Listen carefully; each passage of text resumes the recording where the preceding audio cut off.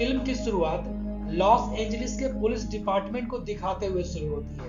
यह एक 911 emergency service है जहां पर लोग अपने मुसीबत के समय पुलिस को कॉल करते हैं और ये लोग उनकी मदद करते हैं। यहीं पर जॉर्डन नाम की एक ऑपरेटर काम करती है जो कि अपने काम में काफी फोकस्ड है। एक दिन इसका बॉयफ्रेंड पॉल यहाँ पर आता है जो एक पुलिस ऑफिसर है और जॉर्डन इसके साथ कुछ वक्त बिताने के लिए बाहर चली जाती है। और जब ये अपने डेस्क पर वापस आती है तो एक लड़की का कॉल आता है जो बताती है कि उसके घर में कोई घुस आया है और उसे मारने की कोशिश कर रहा है। जॉर्डन इस लड़की को गाइड करती है और इसे ऊपर जाने को कहती है। साथ ही ये पुलिस को उसके घर की तरफ भी भेज देती है। ये लड़की ऊपर जाकर के बेड के नीचे छुप जाती है और किडनैपर जब इस कमरे में आता है तो उसे कोई भी नहीं मिलता है और यहाँ पर उसे घर के बाहर चप्पलें भी दिखाई देती है, जिसे देख करके किडनैपर समझता है कि लड़की भाग गई है, इसलिए ये यहाँ से जाने लगता है। तभी इस लड़की का कॉल भी डिस्कनेक्ट हो जाता है, लेकिन उसी समय जॉर्डन इस लड़की को बिना सोचे समझे कॉल बैक कर देती है और इस फोन की रिंग को सुन करके किडनैपर वापस आने लगता है और वापस आ करके इस लड़की को पकड़ लेता है। जॉर्डन इस किडनैपर से कहती है कि तुम जो भी हो पुलिस यहाँ पर आती ही होगी, इसलिए अच्छा होगा कि तुम इस लड़की को छोड़ दो। लेकिन ये किडनैपर इसे कहता है कि इट्स ऑलरेडी डन और फिर ये उस लड़की को मार देता है, जिससे जॉर्डन एकदम से शॉक हो जाती है और काफी परेशान हो जाती है क्योंकि कहीं ना कहीं ये उसी के गलती के कारण हुआ है। अगर वह उस लड़की को कॉल बैक नहीं करती तो शायद इस लड़की की जान बच जाती। ये फिर से काम करने की कोशिश तो करती है लेकिन उस लड़की की चीख सुन करके जिसे ये बचा नहीं पाई थी अब भी डर जाती है और फिर टीवी पर उसी लड़की की लाश दिखाई जाती है जो कि काफी खराब हालत में होती है, जिसे देख करके जॉर्डन एकदम से सदमे में चले जाती है और अपने बॉयफ्रेंड से कहती है कि अब और मैं फील्ड कॉल में काम नहीं कर सकती हूँ। फिर मूवी में हमें 6 महीने बाद केसी को उसकी फ्रेंड के साथ एक मॉल में दिखाया जाता है। इधर जॉर्डन अब भी डिप्रेशन में ही होती है और अब ये ट्रेनर का काम करने लगी है, मतलब ये ट्रेनिस को 911 कैसे काम करती है ये बताती है। दूसरी तरफ केसी की फ्रेंड मॉल से चली जाती है लेकिन अपना फोन यहीं पर भूल जाती है, जिसे केसी अपने पिछले पॉकेट में रख लेती है। और फिर जब ये मॉल से वापस जाने लगती है तभी अचानक से एक गाड़ी इसे टक्कर मारने वाली होती है। फिर इस गाड़ी से एक आदमी माफी मांगने के लिए निकलता है लेकिन केसी को अकेले देख करके इसे बेहोश कर देता है और अपनी गाड़ी की डिक्की में बंद कर देता है। और जब केसी को होश आता है तो अपने आप को गाड़ी में बंद देख करके ये बहुत ही घबरा जाती है। तभी इसके फ्रेंड के मोबाइल पर एक मैसेज आता है। ये वही फोन है जिसे इसने पिछले पॉकेट में रखा हुआ था, जिसे वह आदमी नहीं देख पाया था। फिर केसी इस फोन से 911 डायल करती है और ये कॉल सीधा पुलिस डिपार्टमेंट में लगती है। जॉर्डन भी यहीं पर होती है जो कि अपने स्टूडेंट्स को ट्रेनिंग दे रही होती है, लेकिन यहाँ पर एक नई ऑपरेटर होती है जो कि केसी के सिचुएशन को हैंडल नहीं कर पाती है, इसलिए जॉर्डन इस कॉल पे आती है और केसी से पूछताछ करने लगती है। तो केसी से बताती है कि उसे एक आदमी ने मॉल से किडनैप कर लिया है और उसकी गाड़ी लाल रंग की है। साथ ही केसी इस आदमी का हुलिया भी बताती है।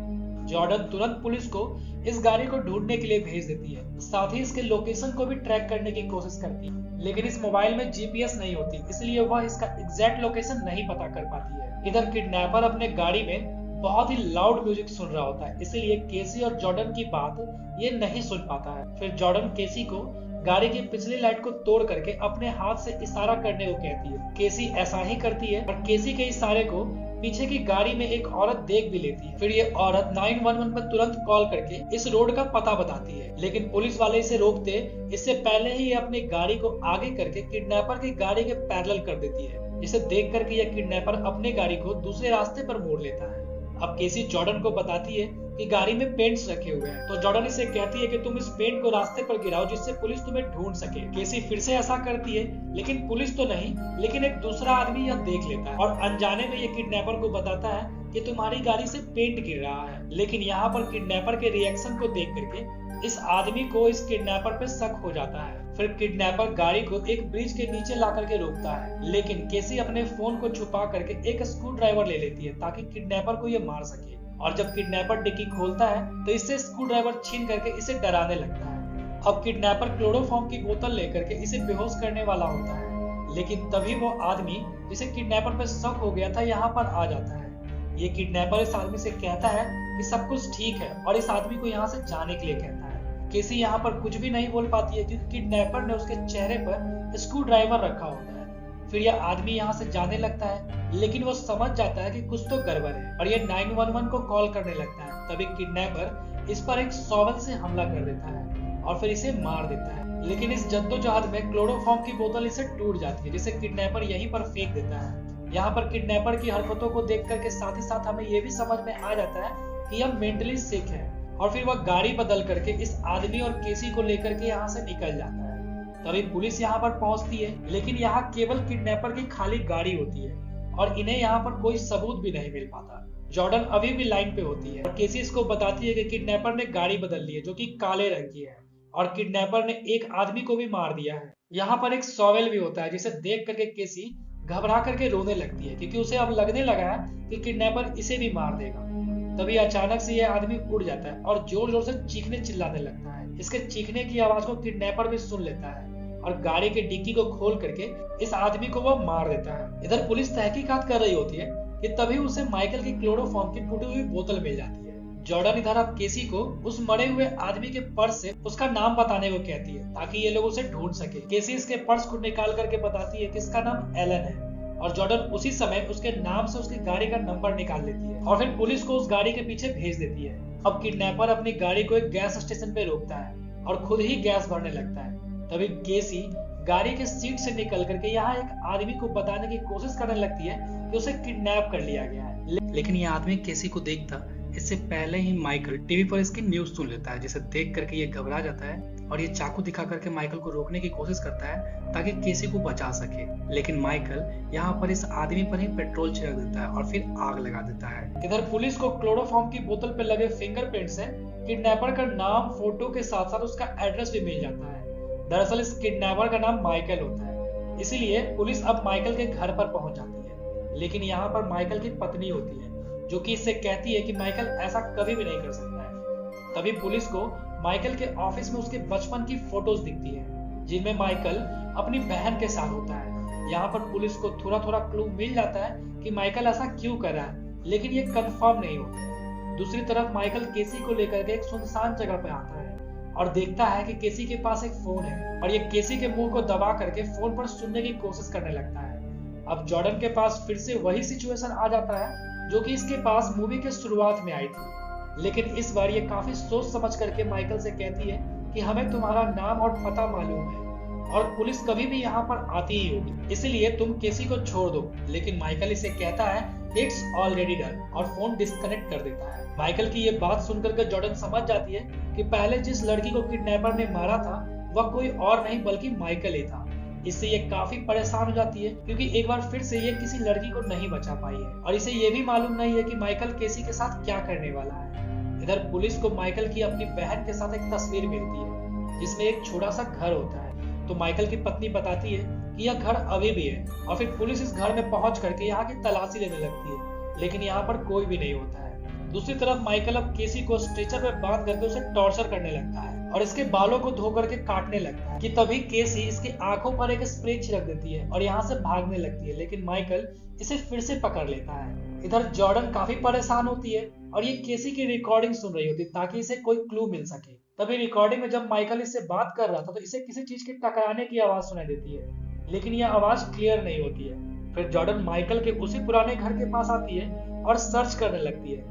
इसे भी यहाँ पर एक सुंदर सी लड़की की तस्वीर मिलती है जो कि माइकल की बहन होती है, जिसकी कैंसर से मौत हो चुकी थी। लेकिन माइकल अपनी बहन से बहुत ही प्यार करता था और ये प्यार बहन और भाई के प्यार से बढ़कर था, यानी कि माइकल अपनी बहन को गर्लफ्रेंड की तरह प्यार करता था और अपनी बहन की मौत से माइकल को काफी बड़ा सदमा लगा था और इसी कारण इसकी मेंटल कंडीशन खराब हो गई थी। फिर जॉर्डन यहाँ से जाने वाली होती है, तभी इसे यहाँ पर वही आवाज सुनाई देती है जो कि इसने रिकॉर्डिंग में सुनी थी। दरअसल यह एक फ्लैग के टकराने की आवाज होती है। जॉर्डन इसके पास आती है तो देखती है कि यहाँ पर माइकल के द्वारा तोड़ा गया केसी का फोन है। फिर इसे यहाँ पर एक सीक्रेट रूम मिलता है। दरअसल ये पुराने घर से थोड़ा सा दूर एक सीक्रेट टाइप का अंडरग्राउंड बेसमेंट होता है, इसलिए पुलिस को माइकल उस पुराने घर में नहीं मिल पाता है। जॉर्डन यह देख करके 911 डायल करने लगती है कि तभी इसके हाथों से इसका मोबाइल नीचे गिर जाता है। जॉर्डन अपने मोबाइल को लेने के लिए नीचे आती है तो देखती है कि यह एक कबाड़ खाना है और यहाँ पर उसे माइकल भी दिख जाता है, लेकिन माइकल इसकी तरफ ही आने लगता है। हालांकि इसने जॉर्डन को नहीं देखा है, फिर भी जॉर्डन डर करके दूसरे रूम के कबर्ड में छिप जाती है। तभी माइकल भी इस रूम में आ जाता है और इस रूम में एक बेड होता है जिस पर बहुत सारा खून लगा होता है। यहीं पर एक प्रोस्थेटिक सर भी होता है जिसे माइकल बहुत ही अजीब तरीके से देख रहा होता है, मानो कि वह एक प्रोस्थेटिक सर नहीं बल्कि एक सचमुच की लड़की हो और इसमें कुछ खून की बूंदें भी लगी होती है। फिर माइकल इसके बालों को निकाल करके सूंघने लगता है। जॉर्डन यह देख करके काफी हैरान हो जाती है, साथ ही वह डर भी जाती है क्योंकि यह बाल एक जिंदा लड़की की होती है जो कि उसके माथे के स्किन के साथ निकाली गई थी और ये वही लड़की होती है जिसे मूवी के शुरुआत में जॉर्डन नहीं बचा पाई थी और जिसे माइकल ने मार दिया था।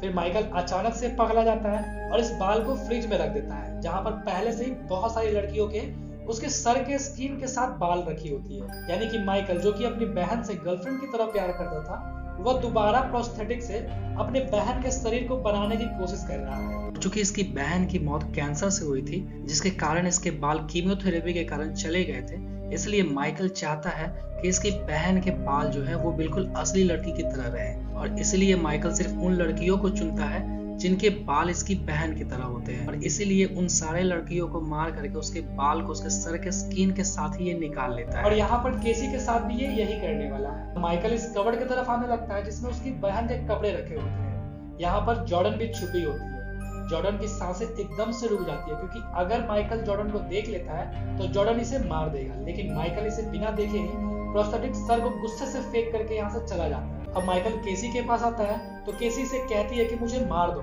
लेकिन माइकल कहता है कि जिंदा इंसान के बाल ज्यादा हेल्दी होते हैं क्योंकि उसमें ब्लड सर्कुलेशन होता है। फिर माइकल केसी के सर के बालों को स्किन के साथ ही काटने लगता है कि तभी जॉर्डन आकर के इसे उसी प्रोस्थेटिक सर से मार देती है और फिर केसी को वो खोलने लगती है। केसी इसे पहचान लेती है कि यह जॉर्डन है। तभी माइकल उठ जाता है और जॉर्डन पे हमला कर देता है और उसे बाथरूम के सिंक में डुबा करके मारने लगता है।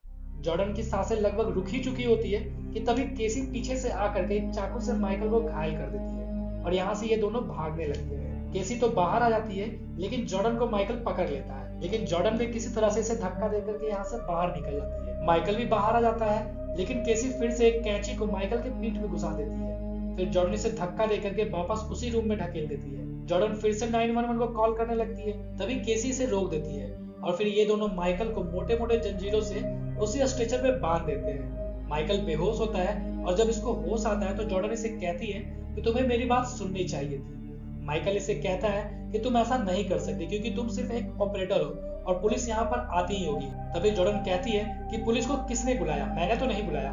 फिर केसी इसे कहती है कि मैं तो यहाँ से बच करके भाग गई और जॉर्डन को जंगलों में मिली और तुम अचानक से गायब हो गए, यानी कि ये लोग माइकल को यहीं पर मारने वाले हैं। माइकल इसे कहता है कि तुम लोग ऐसा नहीं कर सकते।